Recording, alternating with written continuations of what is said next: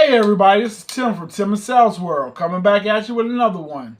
Alright guys, well I have two different topics to talk about tonight. And I want to get some viewer feedback on one of them, on both of them.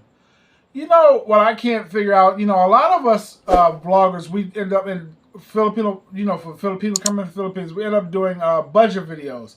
But you know what, they are crap, whatever you want to do. So let's go back a few months. Do you remember in July I did the video and I got the ACR card and I ended up paying all those fees? Well, I ended up paying like 8,000 some odd peso for that one, which was really expensive, right? So that was in July. So I skipped August and I went to September. And in September, I ended up paying what did I? I'm sorry. Here we go. I ended up paying 2,830. So that was more like it, right? Okay. So then today pops up. So you're assuming you went to the ACR card, you've done all your things, So you're assuming that the price is going to stay the same. So I pop up at the Cayenne de Oro one today, thinking I was going to pay about 3,000 peso at the most, right? So how about today I ended up paying, was that today? No, that was July. Hold on. I'm sorry, guys. How about today I ended up paying 4,550 peso. Because today they hit me with a certificate of residence for temporary visitors. They say because I've been here 6 months, I have to pay a residence tax. And then they hit me with something. Oh, I'm sorry, that was 1,400 peso.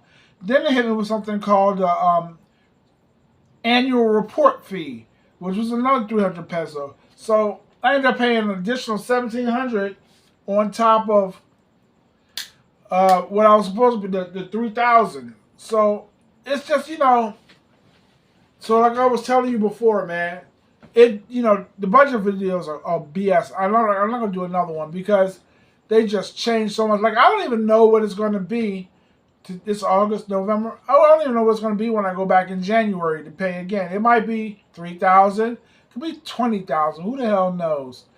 But I do know. And then I don't even know this because I have to ask them because I'm going home in like February or March, so I have to pay an exit clearance, right? And so when I come back, do I have to start the process all over again? Who knows? But I'll keep you updated on that one. So hey guys, so what do you think about that? Do you think the Philippines needs to get their stuff together and have a chart so you know how much you're going to have to pay when you go? Who's going to drive their happy ass down to the visa office with, you carry $3,000, it's end up being $10,000. You carry $10,000 and it's $2,000. You just can't determine what it's going to be because they're always hitting you with some type of fee. It's like they want you to pay you to stay here. You're already spending money here, and now you spending money here. You're helping the economy out, and then you got to pay to stay here. After a while, it's going to get to the point where it's too expensive to be here. And I know a lot of you guys will say, "But I just pay what you're paying." If you're rich and you got money like that, go ahead. I'm on a fixed income. So I need to know what my fixed bills are each month. And I'm not complaining. Like it's not going to kill me to pay the extra 1,700 peso. But that's not the point. And if they just kept it within the same whatever, each time, at least you would know how much money to take, how much money to put to the side. Because there are other things that you have to think about. And I had to drive. Well, I had to catch a ride. It's 4 hours for me to go. So I have to pay somebody to do it, I have to fill his car up with gas. I pay him, feed him. All that stuff adds up, man. And then you get to the visa office and the prices are just all over the place. So that's what I had. That was my first one. So the second one is, all right, if this one applies to you, I am not throwing shade. I really am not. So the visa office was really crowded today. I don't know. I've never seen it this crowded. And a lot of people are Filipino, and I don't understand what they have to do with the visa office, but it's none of my business. So anyway, I sat down next to this dude, and he was an older gentleman, and he and I were talking. He's from Germany, and anyway, you know, we're talking. So I asked him how old he was. He told me he was 78 years old. And so coming out the office, and I need to watch my mouth and think before I say anything. But actually, what I did today. There was this little kid running around. Kid was 4 years old, right? And I started to ask the man, "Is this your grandson?"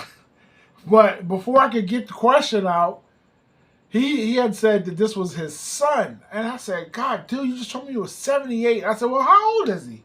He says he's 4, about to turn 5 at the end of this month. And I was like, "Oh my God." So then I see the mother. She's like 24, 25 years old. Now I know age gap is a thing here, but are you kidding me? 50-year age gap? What does she see in him? And don't tell people this money. She could love him. She had his kid. Who knows?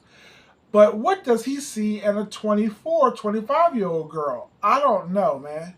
And I know a lot of people say, "Oh, man, look, I'm 52. My oldest daughter is 30. Maricel is 31. I'm sorry, 41. I am 11 years older than Maricel, and Maricel is 11 years older than my daughter. Sometimes I get cringy when I tell people Maricel is 41. And you know, we're all of legal age and everything, but 11 years sometimes is, you know, seems like a lot to me. To know that she's only 11 years older than my oldest daughter, that means when my oldest daughter was born, Maricel was a child. You know, that kind of creeps me out a little bit. And and my granddaughter now, she is 3. She's the child of my oldest daughter. She's 3. Can you imagine me dating someone, my daughter's friend who's in preschool right now? Let's say they're both out there playing, still in diapers or whatever, pull-ups or whatever. And then she grows up, you know, to be 25, 26 years old. And here I am, 25 years from now? I'll be 52, 77. Here I am, 77, basically his age, with a kid by that girl. And, you know, and the kid is 4 or 5 years old. That's kind of creepy, man. That's kind of really, really creepy to me. But anyway, Marisol told me it was none of my business. And she's right, it is none of my business. But it's just, I know age gap is a thing, guys. But, I mean, really, don't you think 50 is a little bit too old? I mean, that's just my opinion. Maybe it could be me being a Western guy, you know, listening to people, but good thing to know, he can still, his magic still works at 78. So let's go 5 years. 73, he was still getting chicks pregnant. But look at him, he was 73 and she was 24, 25. That means she was 20, 21 when he was with her. Come on, man. Just thinking about it just creeps me out. Well, anyway, I would love to get your opinion on that. And like I said, today wasn't going to be long. You know, we went to SNR, so we had a lot of video for that. And Maricel's going to have to piece that together and stuff like that for me. But anyway, they'll probably come back at you. Today is Monday, so we'll probably upload this video either Monday night or Tuesday morning. But it's probably going to be Tuesday morning because it's right now 8:30 at night. Well, anyway, guys, this is Tim coming back at you. And I'll see you on the next one. Peace. Thank you for watching.